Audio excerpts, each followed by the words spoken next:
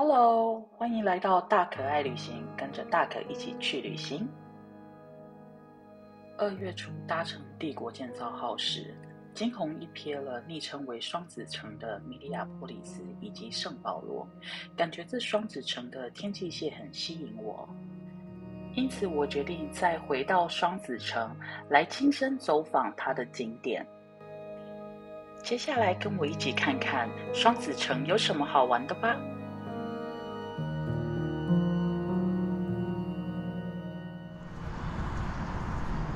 我们现在来到明尼苏达大学的校区。那为什么会来这呢？其实要来看一个博物馆。那这个博物馆长这样。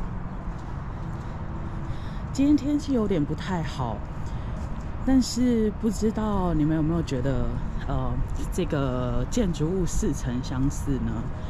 如果我看克利夫兰的那一集，应该会感觉跟那边一个校园里面的building 长得很像，管理大楼长得很像。对，没错，这个就是也是建筑师 Frank Gehry 他的一个作品。他的作品通常就是以钢铁为素材，然后就会呈现这种圆弧啊，然后非常不规则形状的这种建筑外观，非常的特别。那我们现在要进去看看博物馆里面、美术馆里面。那这个学校是在这条河的这一侧，应该是我猜应该是密西西比河吧，或者是明尼苏达河，两条河其中一个。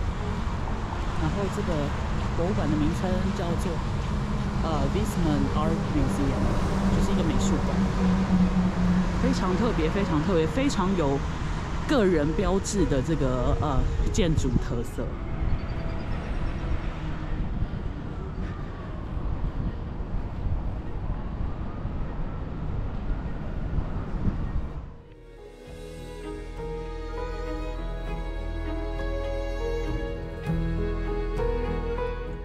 沃克艺术中心在1927年建造，是当时美国上中西部地区第一座公共美术馆，大多展出当代艺术品。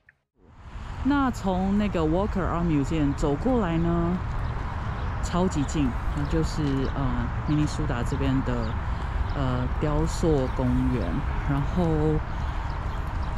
远远的有一个就是汤匙上的樱桃，是这里最有名的展品。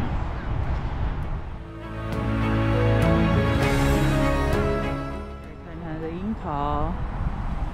其实这个雕塑公园呢，真的是有很多地方可以走，但是今天下雨，真的太冷了，无法忍受。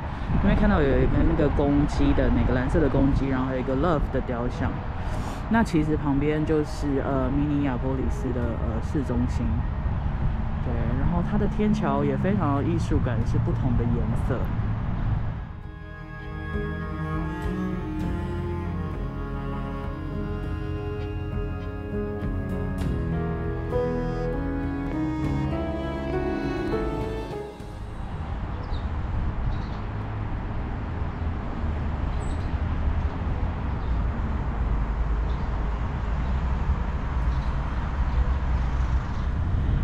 这一栋是圣玛利亚圣殿，然后它是一个罗马天主教的圣殿，是美国的第一个宗座圣殿，然后建于1871年。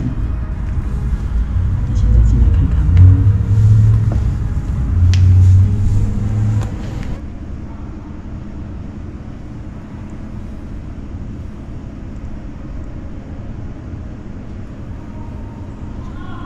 然后因为这里面保持得很暗，然后所以这个彩绘玻璃看起来就是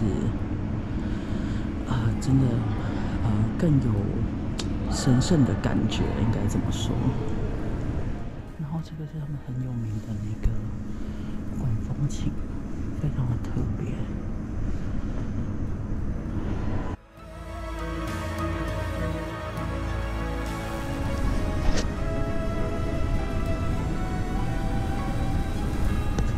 常的富丽堂皇。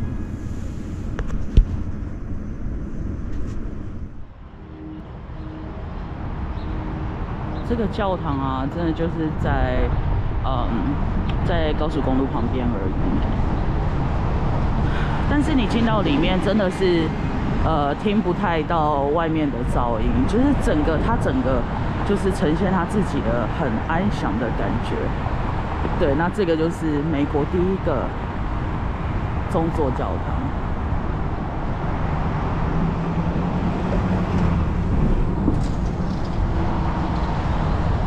然后正面长这样。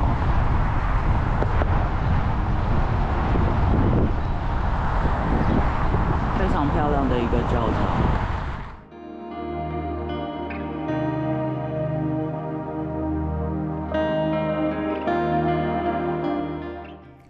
OK， 不能免俗的要来个房间的开箱。这次住的是叫做 Hotel Ivy， 然后它是在明尼亚波利斯比较靠近他们的像会议中心的地方。走进来呢，这个浴室还蛮大间的。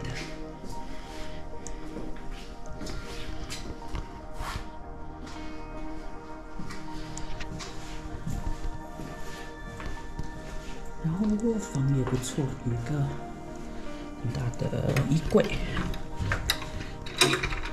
但这个房间呢，有一个小小的缺点，就是它的房间非常的暗。它没有什么大灯，它都是这种灯，这样子而已。所以它的上面就是完全没有那种比较大型的立灯，所以会觉得这个房间很暗。然后它又是用比较深色一点的家具，所以就会觉得像这边这个吧台这边没有个灯，感觉好难煮咖啡哦。有没有觉得非常的暗？对，非常的妙这样子。然后走进来这边呢，然后我就看到这个书桌。这书桌还蛮不错，就是在这个角落。但是走进来这边非常大块的地方，完全没有任何的东西，觉得有点小妙这样子。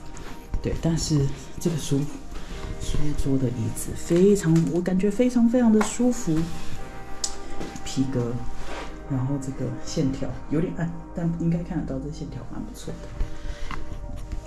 对，我如果长久在这个地方工作，我应该不用2年眼睛就瞎掉了吧，这样子。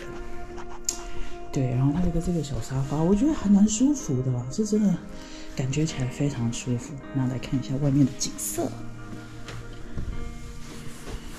Alright， 外面没什么景色，就是面对停车场。但 OK， 我觉得明尼亚波利斯可能因为这边太冷，所以它常常有那种空桥，就是说像这个从停车场也可以连到这边这样子，会觉得就是比较舒服，然后比较不会觉得那么冷，然后对我觉得还蛮不错的。不过因为这边不是真正所谓的市中心，所以它大概也不是真正有什么风景这样子。那床很大，看看枕头，枕头也很不错。对，那要在这边住2天，舒服的一个小环境。Hotel Ivy 底下是饭店，上面有饭店式管理住宅，它还有一个非常舒服的 SPA。看到这，你是不是想问我，饭店里面是有告解室吗？当然不是啦，其实它就是饭店底下一个非常有特色的酒吧，就叫康士坦丁。